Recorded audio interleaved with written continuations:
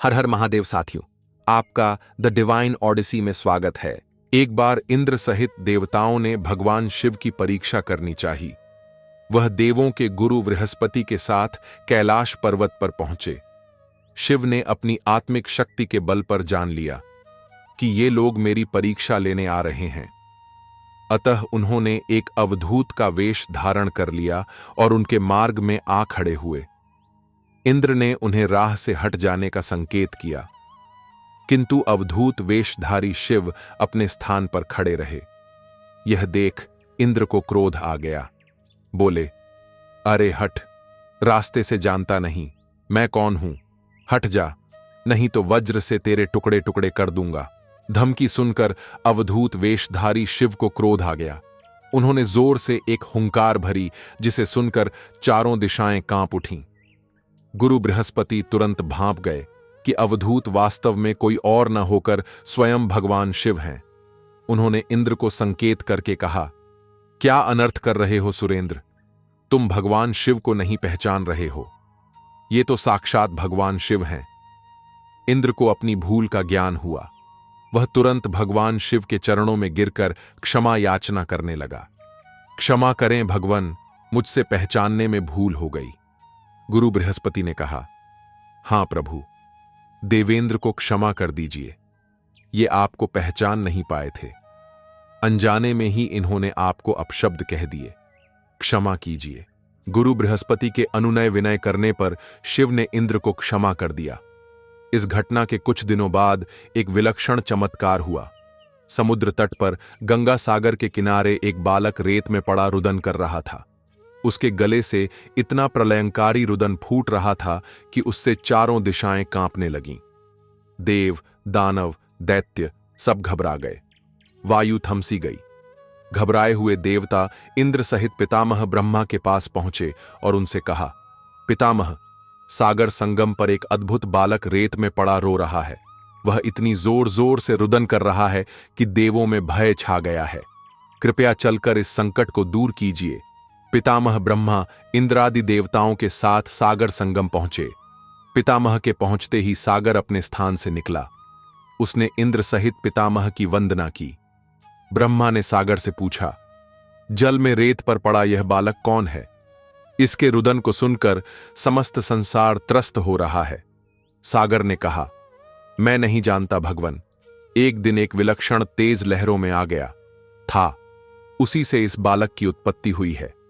यह कहकर सागर ने बालक को गोद में उठाया और ब्रह्मा की गोद में दे दिया।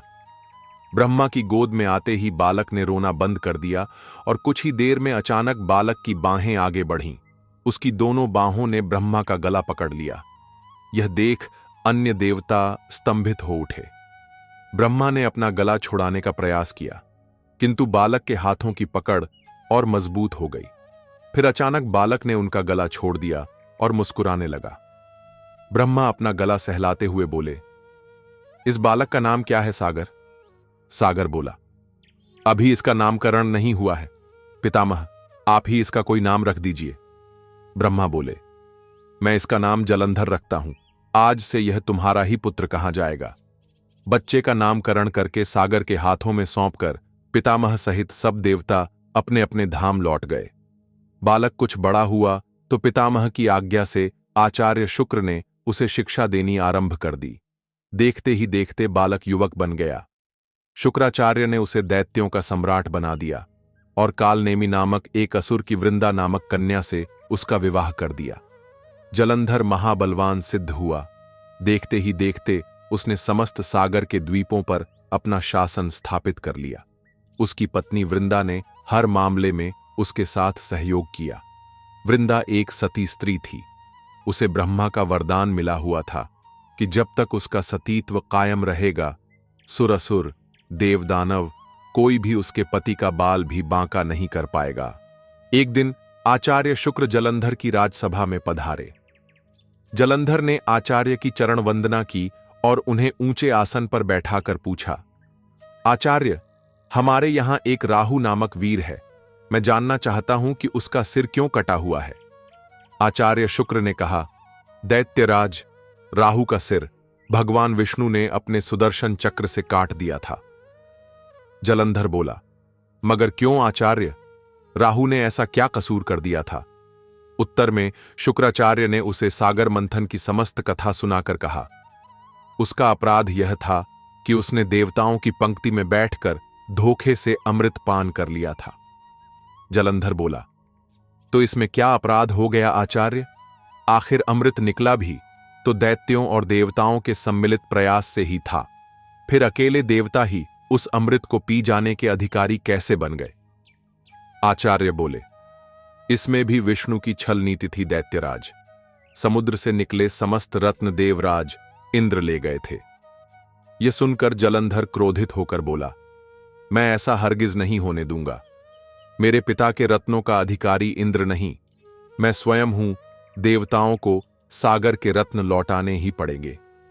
उसके बाद शुक्राचार्य तो वापस अपने स्थान पर चले गए और जलंधर ने घसमर नामक दैत्य को बुलाकर इंद्रपुरी रवाना कर दिया, ताकि वह इंद्र को यह संदेश दे आए कि सागर मंथन से प्राप्त सारे रत्नों को उसे सौंप दें। घसमर इंद्रपुरी पहुंचा। उसने इंद्र से कहा, देवराज, मैं दैत्यराज जलंधर का एक संदेश लेकर उपस्थित हुआ हूं। दैत्यराज ने कहा है कि सागर मंथन के दौरान उसके पिता के जो रत्न आपने हथिया लिए थे उन्हें तुरंत लौटा दें। इंद्र ने आश्चर्य से कहा, रत्न? कैसे रत्न? सेवक बोला, लेकिन परिश्रम तो देव और दानव दोनों ने ही किया था। फिर रत्न अकेले देवों के कैसे हो गए? सीधी तरह रत्नों को लौटा दो, वरना इसका परिणाम बड़ा भयंकर होगा। यह सुनकर इंद्र क्रोधित होकर बोला, तुम्हारा इतना साहस, मेरी पुरी में ही मुझे धमकाते हो। ठहरो पापी, मैं अभी तुम्हें इसका मजा चखता हूं। यह कहकर इंद्र ने अपना वज्र निकाल लिया, लेकिन तभी आचार्य बृहस्पति ने उसे रोक दिया और उसे समझाते हुए बोले, क्रोध में मत आओ सुरराज, यह दूत है और दूत अवध्य होता है, इसे जाने दो। घसमर वापस जलंधर के पास पहुंचा और इंद्र द्वारा दिया गया उत्तर उसे कह सुनाया। सुनकर जलंधर आग बबूला हो उठा। उसने तुरंत चारों दिशाओं में स्थित दैत्यों के पास संदेश भिजवा दिया कि वे तुरंत इंद्रपुरी पर आक्रमण कर दें। साथ ही अपने सेनापतियों शुभ और निशुंभ के साथ इंद्रलोक पर चढ़ाई कर दी। शीघ्र ही दैत्यों की सेना इंद्र के नंदन वन में जा पहुंची और सैनिकों ने देवताओं का विध्वंस करना आरंभ कर दिया। दैत्यों के दल अमरावती को नष्ट भ्रष्ट करने में लग गए। दोनों पक्षों के वीरों की लाशें जमीन पर गिरने लगीं। आचार्य बृहस्पति देवों की ओर से और शुक्राचार्य दैत्यों की ओर से घायल और मृत वीरों का उपचार करने लगे और वे पुनः जीवित होकर युद्ध करने लगते। युद्ध चलता रहा, लेकिन किसी भी पक्ष को विजय नहीं मिल पा रही थी।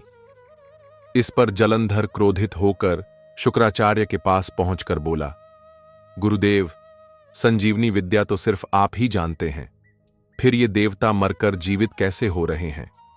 शुक्राचार्य बोले, दैत्यराज, संजीवनी बूटी का उपयोग करना आचार्य बृहस्पति भी जानते हैं। उन्होंने कई देवता इसी काम पर लगा रखे हैं कि वे द्रोणागिरी से संजीवनी बूटी लाते रहें। यदि किसी तरह देवताओं द्वारा द्रोणागिरी से बूटी लाना रोक दिया जाए तो आचार्य बृहस्पति देवों को पुनः जीवित न कर पाएंगे।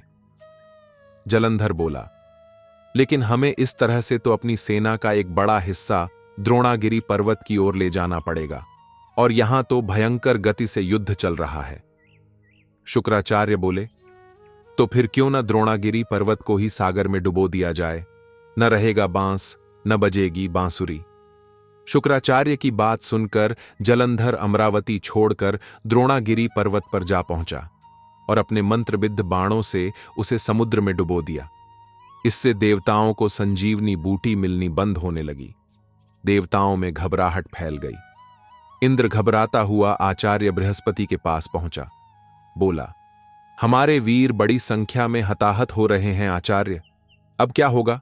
इस तरह तो समस्त देवताओं का विनाश हो जाएगा। आचार्य बृहस्पति बोले, मेरी सलाह मानो देवेंद्र, यह युद्ध तुरंत बंद कर दो और अपनी सेना सहित भागकर जान बचा। लोह जलंधर भगवान शिव के तेज से पैदा हुआ है, उसमें भगवान शिव का अपार बल है। तुम अपनी जान बचाओ, बाद में कोई न कोई उपाय जलंधर को मारने का निकल ही आएगा। आचार्य बृहस्पति की सलाह मानकर देवता युद्ध छोड़कर भाग निकले और मेरु पर्वत की कंदराओं में जा छिपे। शुंभ निशुंभ सहित दैत्यों की सेना ने उनका पीछा किया, किंतु देवता पहाड़ की गुफाओं में पहुंचकर अदृश्य हो गए। थक हार कर दैत्यों की सेना वापस लौट पड़ी। जलंधर ने सारी अमरावती को लूट लिया और स्वयं इंद्र के सिंहासन पर बैठ गया। इंद्र मेरु पर्वत की कंदराओं से निकला और अपने साथियों के साथ भगवान विष्णु के पास पहुंचा। उसने भगवान विष्णु से प्रार्थना की, रक्षा कीजिए प्रभु, जलंधर ने समस्त अमरावती तबाह कर दी है। हजारों देवता मारे गए हैं।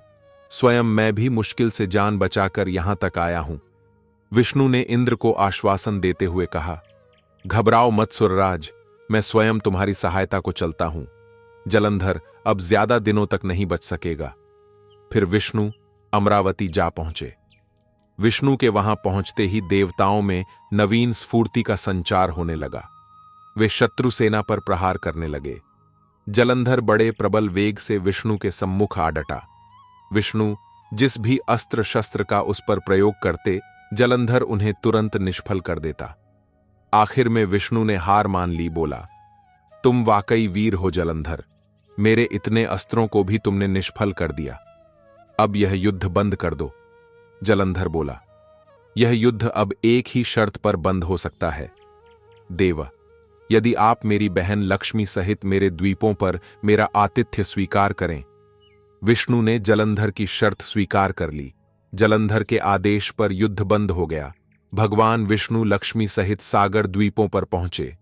जलंधर अमरावती की सारी संपदा को अपनी राजधानी ले आया और बड़े प्रेम से भगवान विष्णु की आतिथ्य सेवा करने लगा। एक दिन देवर्षि नारद उनकी सभा में पधारे।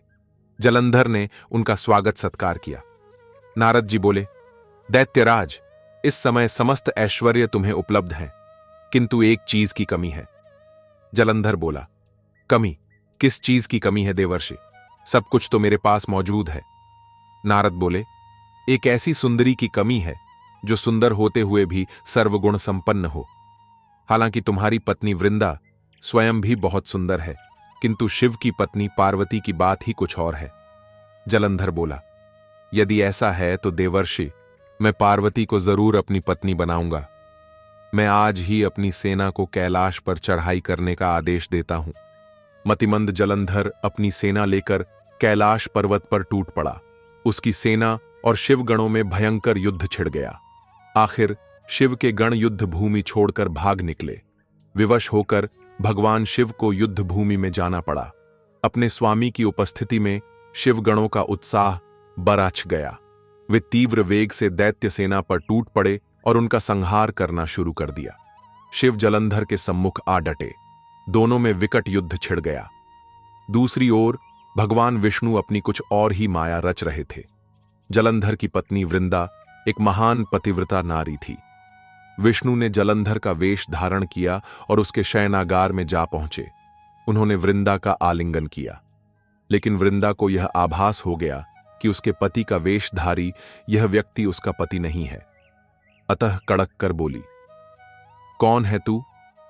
विष्णु अपने वास्तविक रूप में प्रकट हुए और हंसते हुए बोले, मुझे बहुत खेद है वृंदा, लेकिन ऐसा करना आवश्यक हो गया था। तेरा पति तेरे ही कारण अजेय था।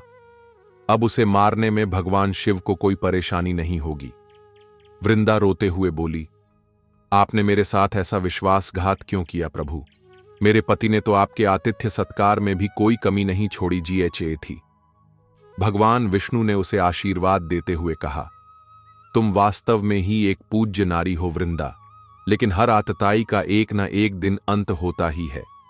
तुम्हारे पति के पापों का घड़ा भर चुका है। उसका अंत समय निकट आ पहुंचा है। मैं तुम्हें वरदान देता हूं कि आज से सारे संसार में तुम पूजी जाओगी। स्त्रियां तुम्हारी पूजा किया करेंगी।